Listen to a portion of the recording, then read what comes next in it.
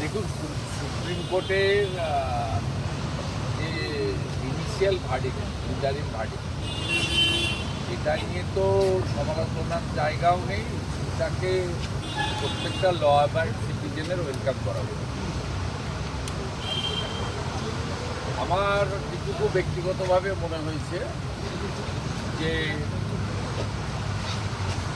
মহামান্য supreme court initially তারা প্রিভেনশনের দিকে বেশি করে জোর দিয়েছে। শুধুমাত্র মহিলা চিকিৎসক বা মহিলা চিকিৎসা কর্মী নয়, সমগ্র চিকিৎসক সমাজ, চিকিৎসক সেবার সঙ্গে যারা যুক্ত, তাদের জন্য তারা একটা পার্মানেন্ট সলিউশন দিতে চান। মানে মহিলা চিকিৎসক বা স্বাস্থ্যকর্মীর সাথে সাথে সমগ্র চিকিৎসা সমাজ যাতে নির্ভয়ে সুস্থ পরিবেশে এবং একটা সুন্দর পরিকাঠামোর মধ্যে কাজ করতে পারেন, এবং আরেকটা যাতে আজীবন না ঘটে সেটার থেকেই তারা সবচেয়ে বেশি প্রায়োরিটি দিয়েছে বলে আমার মনে হয়েছে। কিন্তু ওই দিনকার ইনসিডেন্ট এবং 14 তারিখের মিডনাইটের ঘটনা, এটা নিয়ে আরো কঠোর কঠিন দৃষ্টান্তমূলক কিছুর আমি আশা করছি। আজকে আশা করেছিলাম, যেহেতু সুপ্রিম কোর্ট আবার বৃহস্পতিবার রেখেছে, আমরা আশা করব যে তারা আর যাতে আর্যিকর না ঘটে, চিকিৎসক সমাজ, চিকিৎসা স্বাস্থ্যকর্মী এবং চিকিৎসা কেন্দ্রগুলো যাতে সুরক্ষিত থাকে, এটা তারা করুন। পার্মানেন্ট সলিউশন করতে চান supreme court. It's a big reform এবং এটা খুব সময়ের ডাক। কিন্তু সাথে সাথে 9 তারিখের এবং 14 তারিখের ইনসিডেন্ট, এটা নিয়েও আজকে কিছু কিছু মন্তব্য তারা করেছেন। ইনভেস্টিগেটিং এজেন্সির ইনভেস্টিগেশনে তারা কোনো রকম ইন্টারলগেটরি বা আপত্তি করেননি। তারা খুব কুইকলি ডিএ মামলার মতো অত লম্বা ডেট না দিয়ে ছোট ডেট দিয়েছেন, যাতে রিপোর্ট সাবমিট করে সিবিআই। এবং আমি আশা করব যে সুপ্রিম কোর্টও এই ডাক্তার বন্টির ঘটনায় এবং মমতা ব্যানার্জির নির্দেশে ফিরহাদ হাকিম, অতীন ঘোষদের সংগঠিত করা হাজার হাজার গুন্ডাদেরকে টাকা দিয়ে সংগঠিত করে মদ খাইয়ে আরজি করের প্রমাণ লোপ এবং প্রতিবাদী ডাক্তারি ছাত্রদের উপরে বর্বরচিত হামলা, অবস্থান মঞ্চ ভেঙে গুড়িয়ে দেওয়া, ইএনটি এমার্জেন্সি তছনছ করা, ওষুধ লুট করা, এই বিষয়েও তারা কঠিন এবং কঠোর পদক্ষেপ নেবে, যাতে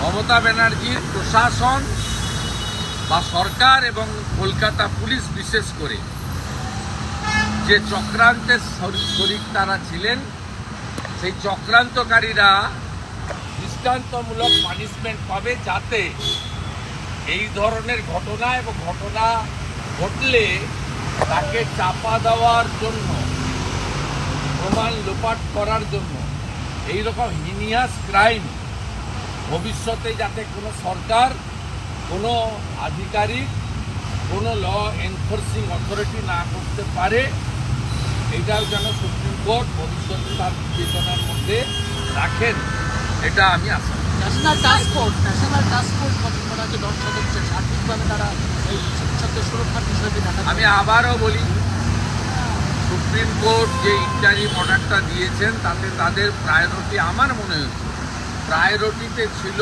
যে আর যাতে আর ভিতর না করে। এটা নিয়ে আমার ব্যক্তিগতভাবে আমি ওয়েলকাম করছি, আমার কোনো বক্তব্য নেই, এটা খুব ভালো উত্তর। কেউ চায় না আর ভিতর হোক। যে কালা কানুন, যে নিয়মটা, কিন্তু মুখ্যমন্ত্রীর চাটুকার আলাপন বন্দ্যোপাধ্যায়কে দিয়ে সরকার প্রকাশ করেছে, এটাও খুব ভয়ঙ্কর, এটাও বিবেচনায় আসা উচিত।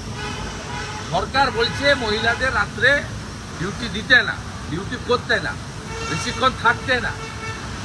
সরকার বলছে নবান্ন থেকে, এই গাইডলাইনটাই তো খুব অ্যালার্মিং।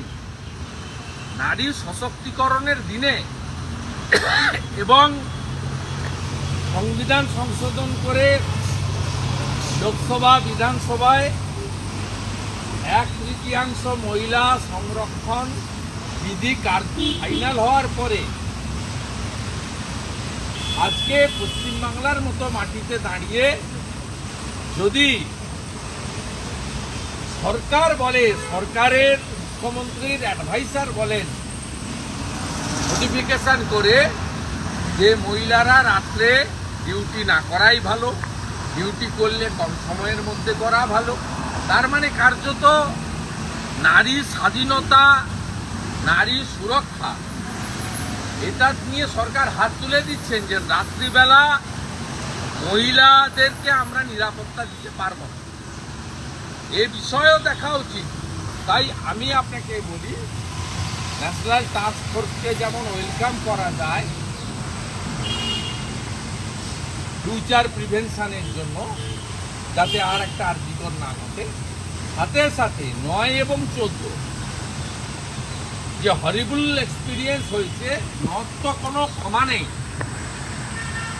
এবং 14 highest conspiracy by the state government ruling party connivance with Calcutta police. এটা নিয়েও ইন ফিউচার অত্যন্ত কঠোর কঠিন কিছু একটা দেশের সর্বোচ্চ আদালত করুক, এইটা বাংলার মানুষ আশা করে, আমি নিজেও আশা করি।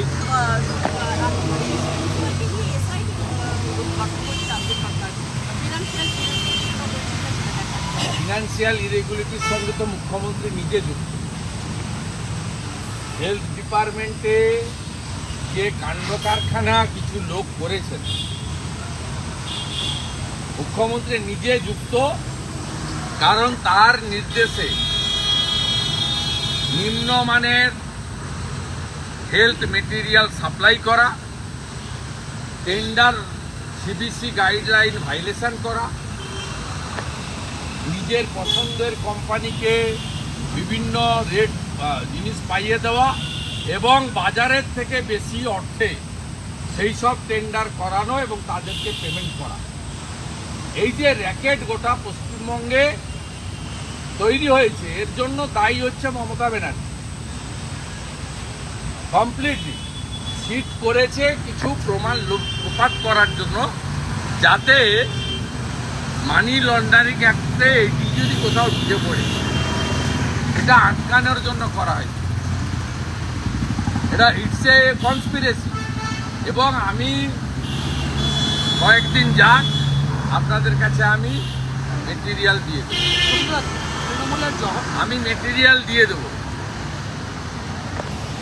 আমি আপনাকে মেটেরিয়াল দিয়ে দেবো, আমার কাছে সব মেটেরিয়াল আছে। তৃণমূলের জহর সরকার তিনি বলেছেন এতদিন পর কেন সিট গঠন করা হলো, তাকে অবিলম্বে সাসপেন্ড করা হবে। সন্দীপ ঘোষকে করা হবে, এতদিন পর কেন? আমরা তো অ্যারেস্ট পাই। সঞ্জয় রায়ের পলিগ্রাফ না করে সন্দীপ ঘোষের পলিগ্রাফ করলেই তো সব পেয়ে যাবে। ওর মোবাইলগুলো ঘাঁটলেই তো কতবার কথা হয়েছে পেয়ে যাবে। 50 বার কলকাতা পুলিশের সঙ্গে উনি কথা বলেছেন, এসপি দাসের সঙ্গে কথা বলেছেন, নারায়ণ স্বরূপ নিগমের সঙ্গে কথা বলেছেন। মুখ্যমন্ত্রী এদের মাধ্যমে নির্দেশ দিয়েছেন, তাদের অত দূর যাওয়ার দরকার। কোনো কাজ ছাড়াই ডক্টর সুশান্ত রায়, ডিএমই ডক্টর অভিক দে এসেছিলেন এভিডেন্স লোপাট করার জন্য। তারা কে? তার কোন স্টেক হোল্ডার? আর্জি করে তারা এসেছিলেন কেন 9 তারিখ সকালবেলা? কি করতে এসেছিলেন? ডাইরেক্টর অফ মেডিকেল এডুকেশন কেন এসেছিলেন 9 তারিখে সকালবেলা? ডক্টর অভিক দে প্রেস কনফারেন্স করছিলেন, পাশে দাঁড়িয়েছিলেন, ছবিতে সবাই দেখেছি। কেন এসেছিলেন তারা? যে তাদের প্র্যাকটিস টেনে হিঁচড়ে নিয়ে গিয়ে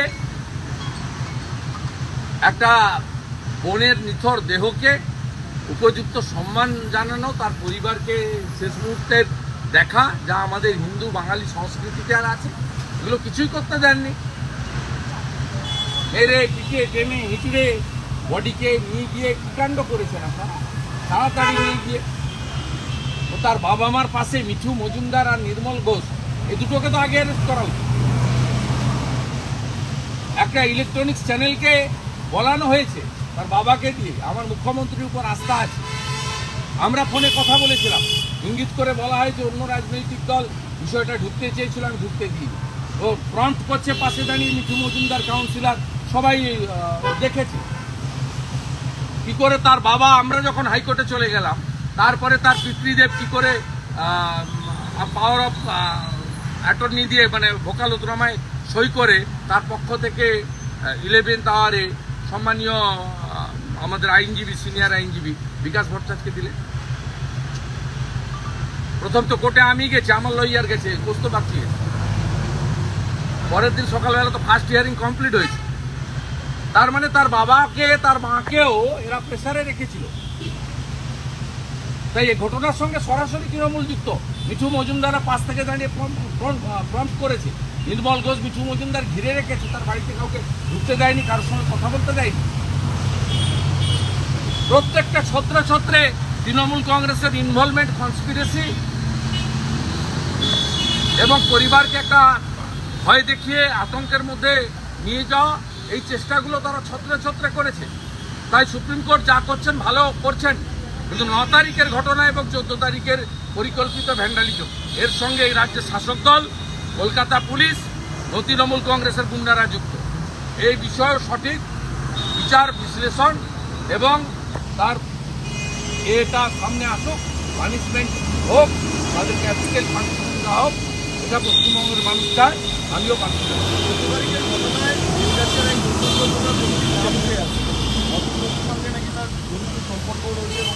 আরে গাড়ি গাড়ি করে লোক নিয়ে এসছে, 2500-3000 লোক নিয়ে এসছে।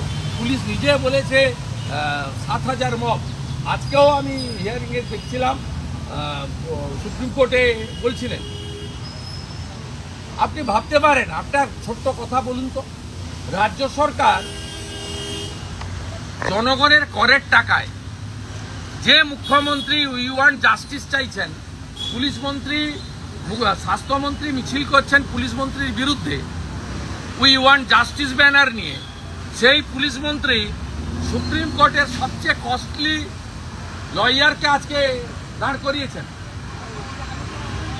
সবচেয়ে কস্টলি লয়ার। আপনি আজকেও ডাক্তার বন্টির আত্মাকে শান্তি দিতে পারলেন না। আপনি কয়েক লক্ষ টাকা যারা ফি নেয়, এই সমস্ত লয়ারকে আজকে অ্যাপিয়ার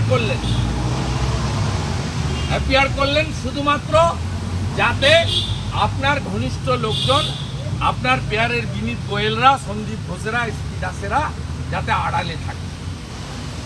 আজকেও গরিত অপরাধ আপনি করলেন। তাই আমরা যারা পশ্চিমবঙ্গের মাটিতে থাকি, কাজ করি, পর্যবেক্ষণ করি, নির্বাচিত জনপ্রতিনিধি, রাজনৈতিক কর্মী, এবং আমাদেরও কিছু সচেতনতা, সংবেদনশীলতা আছে বলে মনে করি। After all we are human being, আমাদের হুঁশ আছে বলি আমরা মানুষ। এর সলিউশন একটাই, দফা 1 দাবি 1, মুখ্যমন্ত্রীর পদত্যাগ। এর কোনো বিকল্প নেই, এটাই হচ্ছে সলিউশন। 4 তারিখের পর থেকে যে ছবিগুলো এসছে, আড়াল করবেন কি করে? কোচবিহারের ছবি আড়াল করবেন কি করে? আড়িয়া দহের ছবি আড়াল করবেন কি করে? চোপড়ার ছবি আড়াল করবেন কি করে? আর তার আগে যদি চলে যায় রামপুরহাটের বকটুই থেকে হাঁসখালি পর্যন্ত, আড়াল করবেন কি করে? কামদুনির ফাঁসি হওয়া লোককে 19টা পিপি চেঞ্জ করে সিআইডিকে দিয়ে আপনি হাইকোর্ট থেকে ফাঁসির দণ্ডাদেশ থেকে মুক্ত দিয়েছেন, এবং আপনি যে ধর্ষিতা তার বাড়িতে প্রোটেকশন দেননি, প্রোটেকশন দিয়েছেন খনিদের বাড়িতে।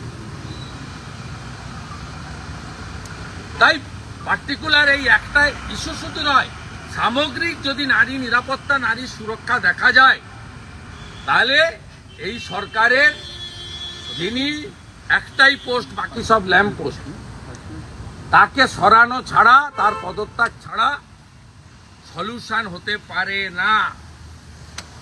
অতএব ইস্যু ডাইভার্ট করা, লাইন অফ অ্যাকশন চেঞ্জ করা, এর মধ্য দিয়ে কোনো লাভ নেই। এবং সবচেয়ে লাস্ট গৌরিত অপরাধ, আবার রিপিট করি, চাটুকার আলাপন ব্যানার্জিকে দিয়ে মহিলাদের রাত্রিবেলা বাড়ি থেকে না বেরোনো, কাজে না যাওয়া, নাইট ডিউটি না করার মতো যে অধ্যাদেশ বা অ্যাডভাইসারি আপনি বের করেছেন, এটাতে আফগানিস্তানের তালিবানদের সার্কুলারের কথা মনে করি। খোলা হওয়ার মিটিং মিছিলে অনুমতি দিল কলকাতা হাইকোর্ট, পুলিশ বাধা দিচ্ছিল এবং আগামী ওখানে কালকে 100টা মতো ক্লাব এনজিও তারা মিছিল করবেন, একটা স্বপন দাশগুপ্ত তার ব্যানারে, সেই বিভিন্ন এনজিওরা তারা থাকবেন, সে প্রোগ্রাম হবে। ভারতীয় জনতা পার্টিও কালকে ধর্ণা দিয়েছে, আমাদের এমএলএদের আজকে যে ধর্ণা ছিল, আমাদের বিজেপি এমএলএরা কালকে সেই ধর্ণা শ্যামবাজার 5 মাথার মোড়ে দেবে, আমিও সেই ধর্নায় অংশগ্রহণ করব।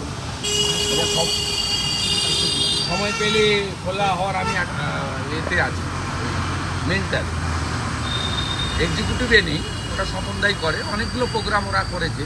এর ইতিমধ্যে ওদের অনেক প্রোগ্রামে বিবেক অগ্নিহোত্রী এসছে, অনুপম খের এসছে, অমিত শাহজিকে নিয়ে কবিগুরুর প্রোগ্রাম করেছেন, জয়শঙ্করজিকে নিয়ে ওরা শ্যামাপ্রসাদজির প্রোগ্রাম করেছেন, নির্মলা সীতারমনকে নিয়ে একটা অর্থনৈতিক সেমিনারও করেছেন।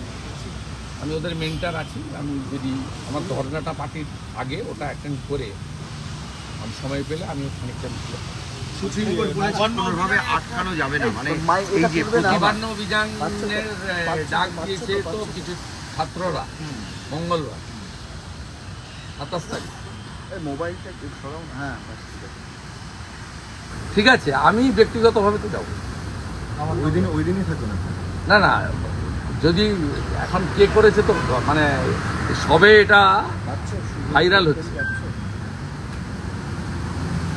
তারা বলেছে গোটা রাজ্যের সব বাড়ি থেকে একজন করে আসবে পরে বাকিটা মঙ্গলবার 27 তারিখ, তাই তো? হ্যাঁ, যদি হয় আমিও যাওয়ার চেষ্টা করব। সমর্থন রয়েছে এই অভিযান, যেটা যে করবে সমর্থন, অধিকারী বাড়ির একজন হিসেবে আপনি যাবেন, যে করবে সমর্থন। পতাকা বিজেপির যেখানে থাকবে সেখানে থাকবো, বিজেপি করবে।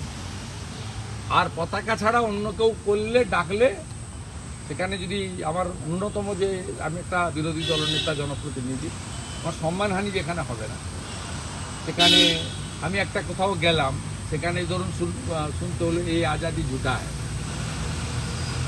এই আজাদি ঝুটা হয়, সেখানে তো পতাকা না থাকলেও আমি যাব। দেশ আগে, দেশ আগে, দল পরে, ব্যক্তির কোনো স্থান নেই। ডান বা নির্বিশেষে যদি ডাকা হয়, যদি আপনার সম্মানহানি না হয়, যে কোনো দল পতাকা নিয়ে যেখানে হবে, বিজেপি ছাড়া কোথাও যাব না। I am a discipline worker of the BJP, also elected representative. আর পতাকা ছাড়া যেখানে আমার ন্যূনতম সম্মান, আমাকে দিয়ে স্টেজে তুলতে হবে না, বক্তৃতাও করতে হবে না। যেমন সংগ্রামী যৌথ মঞ্চ আমাকে ডাকে, কখনো নিচে বসে ওদের কথা শুনেছি, কখনো উপরে দাঁড়িয়ে। তা এমন কোনো কর্মসূচি যদি হয়, এবং সেই কর্মসূচিতে যদি মমতা ব্যানার্জির পদত্যাগটাই দাবি হয়, আমার কোনো আপত্তি নেই। ব্যক্তিগতভাবে আমি যাব, আমার পার্টি এগুলো অনুমোদনও করে, বাধা দেয় না। তৃণমূলের মতো কার বাড়িতে খেতে গেলে, কোথায় দেখা করলে ফোন ট্যাপ করা, এসব নোংরা কালচার তৃণমূলে হয়, তৃণমূলে হয়। রাহুল সিনহা, আমি তখন পরিবহন মন্ত্রী রাহুল সিনহার জন্মদিনের অনুষ্ঠান ছিল কোর্ট হাউসে, রাহুলদা আমাকেও কার পাঠিয়েছিল, সব দলের নেতা। আমাদের জিজ্ঞেস করতে হয়, জিজ্ঞেস করতে বললো না যাওয়া যাবে। সিদ্ধার্থনাথ সিনহা পশ্চিমবঙ্গ বিজেপির ইনচার্জ ছিলেন, তার এক আত্মীয়ার বিয়ে ছিল, আমাদের অনেককে ডেকেছিল। আমি জানতে চাইলাম 14 তলাতে যে সিদ্ধার্থ সিনহা ডেকেছেন, তো সামাজিক প্রোগ্রাম যাব, বলে না যাওয়ার দরকার নেই, এটাতে ববি অ্যাটেন্ড ছিলাম। তৃণমূলে এসব কালচার আছে, বিজেপিতে বিজেপি জিজ্ঞেস করে না।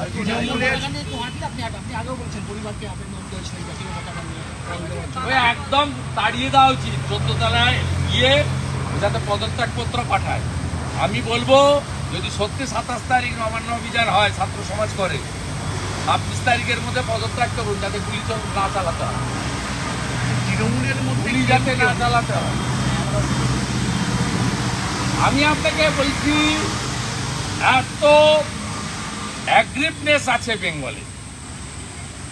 আপনারা ওই দিনের রাত দেখেছেন, ওই দিনের রাত দেখেছেন। আমি আপনাকে বলছি মানুষ ফুটছে।